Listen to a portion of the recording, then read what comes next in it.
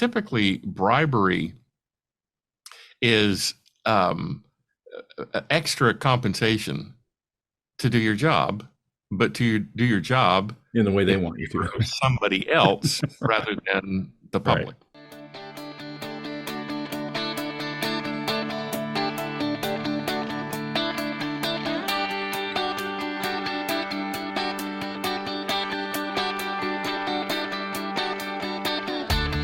Originating from deep inside the Rocky Mountains, transported through the power of the internet, and arriving inside your tiny earbuds. It's the Appraiser Coach Podcast, helping appraisers increase their efficiency, quality, and make more money. Here's the guy who makes it his life's mission to create value for real estate appraisers nationwide. Your host and the Appraiser Coach, Dustin Harris. Welcome to the program, everybody. Dustin Harris, hanging out in not a blue shirt. Well, actually, I do have a blue shirt underneath the red and black plaid. It's Friday, folks. I'm gonna hang out whatever I want. Want to welcome to the program my good friend, Mr. Tim Andersen. Welcome back to the program, my friend. Dustin, thank you. I appreciate it. It's always good to be with you, even though you are not in a blue shirt. But it's good to be you anyway.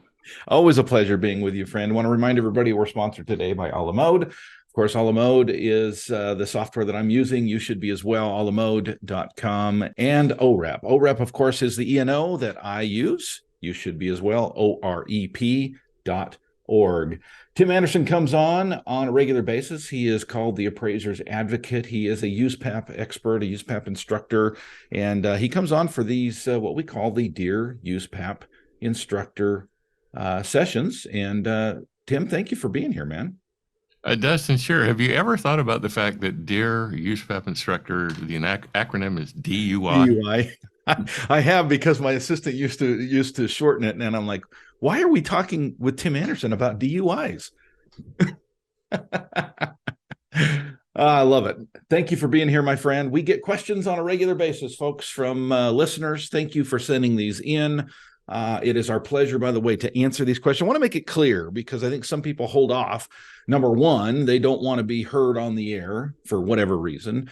Please know that we get permission before we share these on the air. And secondly, if you don't want to be heard on the air, we can always do this anonymously. But we've got a couple of questions that have come in. We're just going to use first names today, Tim. Oh, by the way, listeners, the other thing I want to share with you is some people, I think, hesitate to not send in their questions because they are afraid it's going to take some time before they hear the answer. They know that we record these things in advance and they want to get their answers right away. They're working on an appraisal report, what have you. Please know that Tim and I both will answer your questions immediately to the best of our knowledge. Usually if I get a USPAP question, I'm going to send it on to Tim, because I'm not a USPAP expert, despite how I look. But we answer those questions immediately, but then we might share those on the air, simply because we feel if one person has that question, many people have that question. Okay. So Tim, shall we dive in? Let's get started, Dustin. Awesome. Okay. Let's start with the first question. This came in from Dina. Thank you, Dina, for the question, by the way. She writes, I do some review work, not a lot, but I do it if the price is right. Okay. Fair enough. Lately, I've come across some reports that are not just bad, they're downright horrible. Part of me wants to just do my job and send the report to the client. The other part of me always questions whether or not this appraiser should be turned into the state board. Where is the line? Dina, thank you. There isn't one. That's the short answer. All right, fair enough. If you look at the definition of an appraisal review, all it says is it is the formation of an opinion of the quality of another appraiser's work. Nowhere in there does it say, and if that report happens to suck rocks, you got to send it into the state. No, that's entirely your choice. Now, please understand, some states maintain anonymous the name of the person who sends a complaint in. Other states do not. Okay. Now, I don't know which state you're in. And even if I did, I wouldn't know how your state handles the issue. Right. But understand that your name might be on the complaint. That the appraiser might know who you are. Now, let's pause here for a second, Tim, because I think this is super important, because you and I have talked about this, I think, off the air in the past, that not only will some states include your name on that complaint that will go to the appraiser, and some will not, but also you've told me that there's some states that do not accept anonymous complaints. Right. Some states somebody has to sign it. Okay. And we don't know what state Dean is in. But if an anonymous complaint comes in, for example, Fannie Mae just sends in a form letter saying, "Dear state, we don't like this appraisal, look into it," and there's nobody's signature on it, unless somebody's having a really slow day or a really bad hair day, that's going to end up in the circular file. Yeah, I probably shared this this story, and I'll just make it brief. But I was turned in years ago when I first started doing coaching. Actually, it was like 10 plus years ago. I was turned into my state board, and I was CC'd on the complaint. But it came from an email. It came from an anonymous email. It came from an individual that was calling him a moniker that was not obviously his name. And Tim, the complaint was, look into this guy. He's got to be doing something wrong. In other words, there was no specific report. There was no specific complaint. There was just, hey, this guy seems like he's doing something wrong. And I was proud of my state, because they also CC'd me on their answer that basically said, we don't know who you are. Number one, we don't know what the complaint is. If you have a specific USPAP complaint that you want to send to us, great. Here's the email address. Return and reply. But I found out at that time, you can't just complain because you don't like somebody else. Well, you can, but it won't go anywhere. There you go. Your state board is not the Gestapo. They may act like it sometimes, but they're not the Gestapo. They are there to look into legitimate complaints. Mm-hmm. I don't know if you're familiar with the movie Band of Brothers, but I love it. It's my favorite. One of the great scenes is Captain Sobel goes up to Lieutenant Andersen and says, "I want a list of infractions from Easy Company on my desk in 30 minutes. And Lieutenant Andersen goes, "What infractions?" And Captain Sobel says, "Find some." Okay, well, that's not how the state board works. It feels like it sometimes, like you said, it feels like it sometimes, right? It very well may feel like it, but if there is a legitimate complaint, the state has to look at it. But somebody writes in and says, "I don't like Dustin. He's a dirtbag and he shouldn't be allowed to live on the planet." The state may agree completely, but the state isn't going to do anything about it because that's not the state's job. Right. Okay. So you started to say, and I interrupted you. I apologize, Tim, but you started to say, I think this is kind of up to the reviewer, right? Whether to turn that totally. or not. Totally. Yeah. In your opinion, what is that line? I know you said there's no line, but in your opinion, at what point do you say, you know what? Yeah, I mean, you need to turn this person in. No, there isn't one, Dustin. I mean, I've seen some reports that I would like to run up on a flagpole outside my house and say, "Appraisers, look at this. This is wonderful." Okay, but we don't do that. Mm-hmm. And then there are other appraisal reports you'd like to run up on the flagpole and say, "Appraisers, don't do this." But then, see, that's not our job. And Dustin, one of the reasons it's not our job to tattle is because maybe the best thing we could do would be confidentially contact the appraiser and say, "Look, there's some issues here. Please get some help. There's a lot of potential here, but there are also some problems. And the best thing you could do would be to take some classes." And I'll flat guarantee you that if it gets in the hands of the state, it is not going to be handled discreetly. Mm-hmm. Because that's not the state's job. It's the state's job to sanction.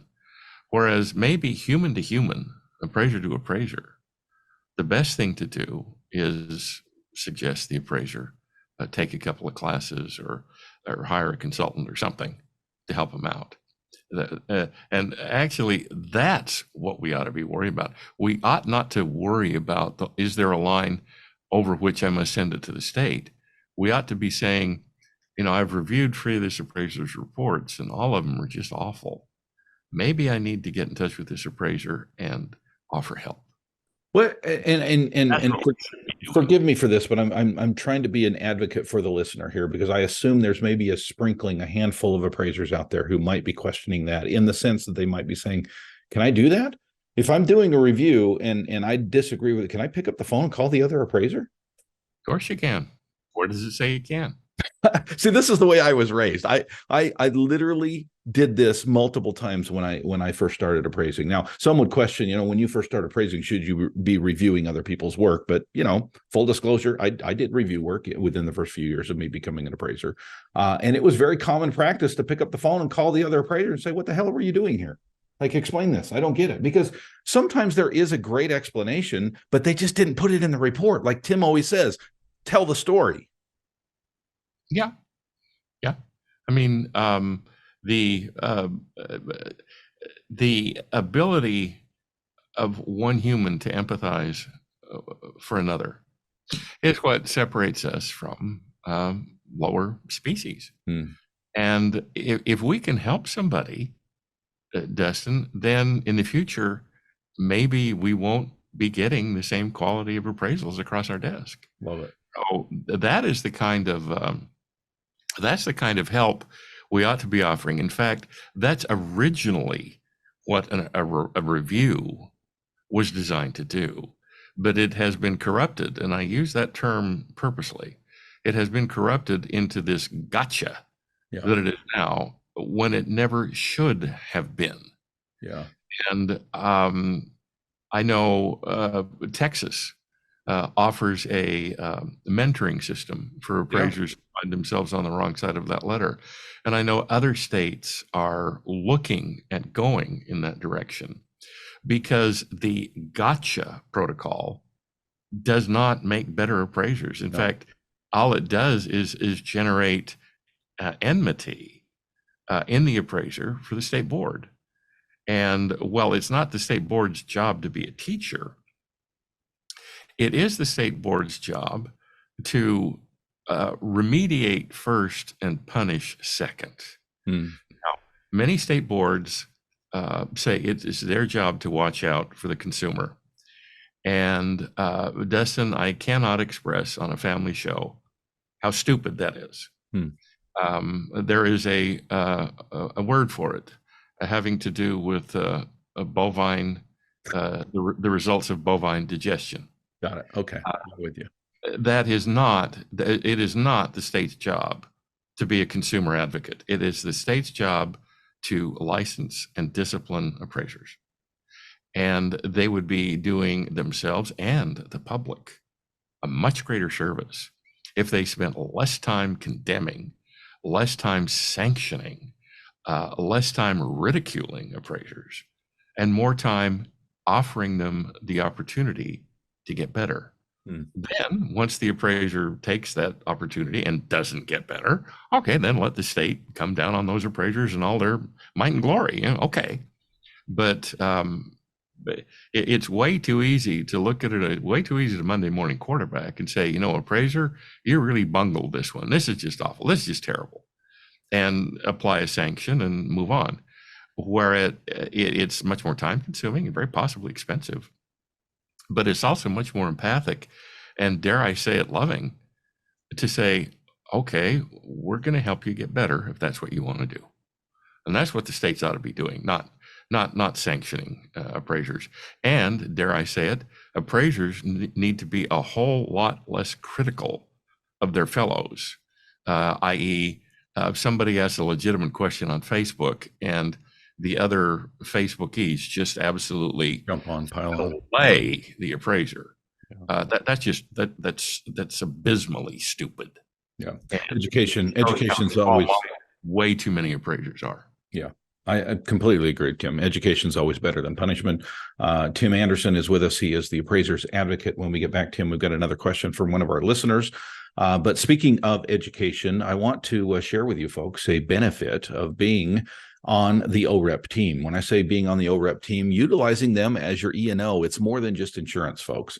There are benefits galore. You can go to their website, orep.org. You can click on the benefits tab and you can see the things that they offer in addition to the great insurance coverage that they give you. One of those is education, free education. And yes, folks, in, I think, all 50 states. It can be utilized for your continuing education. And did I mention it is free? Check them out. Go to orep.org. That's OREP.org. Speaking of help, what are you utilizing in your life to help you to be better at what you do as an appraiser? What about your technology? What about your software? If you are settling for second rate, second tier, please stop settling, folks. Check out the leader in the industry, and there's a reason they are the leader. The cost, the ROI is absolutely off the charts. It's a la mode. You can find out more by picking up the phone and calling them at 800 a la mode, or go to their website at alamode.com.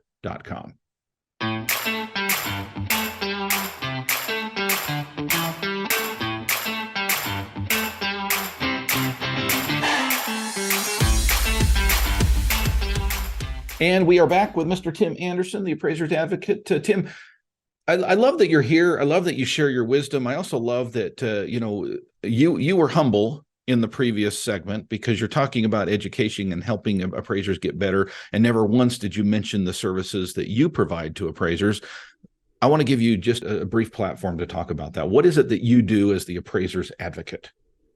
Well, Dustin, if somebody is looking to have their work reviewed on a truly confidential, non-gotcha basis, then that's what I do.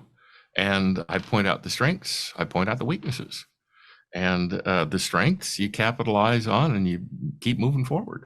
On the weaknesses, you fix and then keep moving forward. So if somebody wants to get in touch with me on that basis, and by the way, this is what I do, I charge for it. I make this is your job. No apologies for that. My email address is tim@theappraisersadvocate.com. And I'll be happy to work with appraisers who want to know more about USPAP, want to know more about appraising, want to know more about writing, because all of those things go in to making a better appraisal.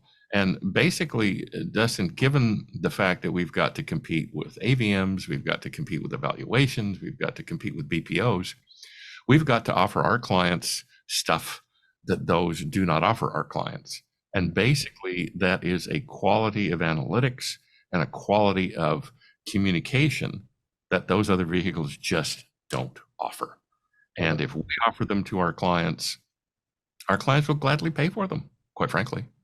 And so therefore, the better appraisers we are, the better communicators we are, the more persuasive our communication, the better off we are, and the better able we are to serve our responsibility to promote and maintain the public's trust in what we do, how we do it, and why we do it.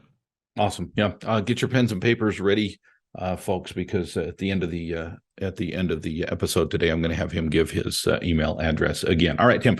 One final question today from our listening audience. This came in from Gary. Gary says, "What is the USPAP rule when it comes to gifts? Today, I was on an inspection. I was offered tickets to the Giants game. I really don't think he was trying to bribe me to a certain value. He just had leftover tickets that he could not make it," it says. "I did not accept them, but now I'm kicking myself because, frankly, I would like to be at the game tonight." What say you, Tim? Well, okay. First of all, USPAP does not have a rule like that. Okay. What the management rule says is, if you have to pay to be on somebody's list, or if you give somebody a gift in order to generate goodwill so that you continue to get work, you have to disclose that. But if you are wandering about the house and somebody says, "Look, I got some extra tickets here. I don't need them. You want them?" You're perfectly okay to accept them, and you don't even have to disclose it, because that's not something you paid. That is not consideration that you gave to get that job. Okay. Now, I think Gary was wise in turning them down. I do too. That way, out of an abundance of caution, there is no issue whatsoever about Gary's impartiality. And that is exactly what I would have recommended to Gary had he contacted me. Yeah, no. But USPAP does not have any injunctions against that type of gift. But again, if you're going to pay to be on somebody's list, if you're going to give somebody a bottle of adult beverages at the end of the year to thank them for their business and encourage them to continue to give you business, yeah, that you pretty much got to declare that. So on the flip side of that, when does it become bribery? Let me tell you two very brief stories, Tim. Both of these happened to me. One day I showed up it was back when I rode motorcycles to my inspections. I had a Honda Shadow. I pulled up, did the inspection. The individuals in there were making tamales, and they sent me home with 12 tamales. I put them in my saddlebags and drove home, and we had a great meal. Okay. Now that was first of all, it was a tenant. It was not even the homeowner. Not that matters that much, but that's story number one. Story number two, I remember very clearly a day when I was working in the basement of an office building, and upstairs was a realtor, and I happened to be doing an appraisal for the realtor upstairs. He came down, he chatted with me. He said, "I hear you're doing the appraisal at 123 Guinea Street." And I said, "I am." And he threw a $100 gift card on my desk, and he said, "Well, I sure hope this helps us." And he walked out the door. Now, Tim, I grabbed that. I walked out the door. I handed it to him, and I said, "Rod, thank you, but no thank you. I don't want there to be any question as to whether or not I can be." He goes, "Oh, no. This is just a gift for your hard work." I said, "I'm not taking it." So is there a difference between those two stories? Where's the line? At what point do we think, oh, maybe there's a bribe going on here? And you didn't share those hot homemade fresh tamales with me? Sorry, my friend. Dustin, I am upset. I don't even think I knew you back then. It was that long ago. They're fresh, hot, homemade tamales. Oh my, those are wonderful. Dustin, neither one of them, quite frankly, is questionable. Okay. I remember I hadn't been an appraiser very long, and I was out appraising a silly, awful, icky, nasty piece of property. And I was walking out, and I felt a tug on my back pocket. And I turned around and looked at the guy, and he said, "You're welcome." "Oh, for what?" And he says, "Well, look in your back pocket." Well, I looked in, there was a $100 bill. And that's when $100 meant something. Yeah. Oh, great. Well, I said, "I can't accept this." And he says, "Well, please do." So anyway, I put it in my pocket, and I went back to my office, and I gave it to my boss. I said, "What do we do?" And he called him up, and they chatted, and my boss said, "Okay, we're just going to count this as a deposit against the fee." Okay. All right. I got no problem with that. But there is a fine line. Typically, bribery is extra compensation to do your job, but to do your job in the way they want you to. Somebody else rather than the public. Right. Okay. So I don't think either one of those qualified even closely to a bribe. And the line is, Tim, not to interrupt you, but the line is, I just want to make sure that we're clear here. If he had put that on my desk and said, "Hey, I want you to keep this if you can, hit the purchase price or what have you," that's a different situation at that point, right? That's a totally different story. Or, here's this: if you keep playing ball with me, they're going to be 10 or 20 of these every year. Yeah, that would be an issue. But in one instance, now, while I think you were wise to give it back, and which is what I would have counseled you to do, that would have been out of an abundance of caution. If you put it in your pocket and then took your wife out to dinner and then came in wherever it is you were going to come in anyway, right? Then obviously, if it was a bribe, it didn't work. Very good advice. As always, my friend, Tim Andersen, thank you very much. The Appraiser's Advocate. One more time, give us your email address. Folks, before you write this down, let me just one more push and endorsement for Tim's services. I've used them myself. Yes, I paid for them. Even though we're friends, I paid for them, and it was absolutely worth every penny. I have had many, many coaching clients that have reached out to Tim, and never once have they come back and say, "Well, that was a waste of money." Every single time they have been highly praising your work, your services, and what you do to help them to become better appraisers. So, Tim, one more time, your email address, please. Tim@theappraisersadvocate.com. Thank you, friend, and we will catch you next time. I look forward to it, Dustin. You want a musical outro? Yeah, let's do it. I love it. Let's go.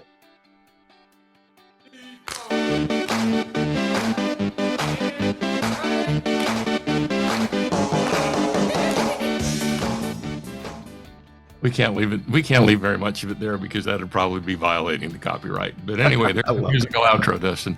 Thank you, friend. It's always good to see you. Thank you for taking time. Have fun on Monday when you're driving, and we'll catch up next time. I look forward to it, Dustin. Thank you. My best to your family. Can't wait. See you, bud. Bye-bye. You've been listening to the Appraiser Coach podcast with Dustin Harris. If you like what you hear, please give us a 5-star rating and post a short review on iTunes. For more in-depth insider information on how you can make more money as a real estate appraiser, visit theappraisercoach.com and sign up for the All-Star team today. Thanks for joining us. And now, get out there and create some value.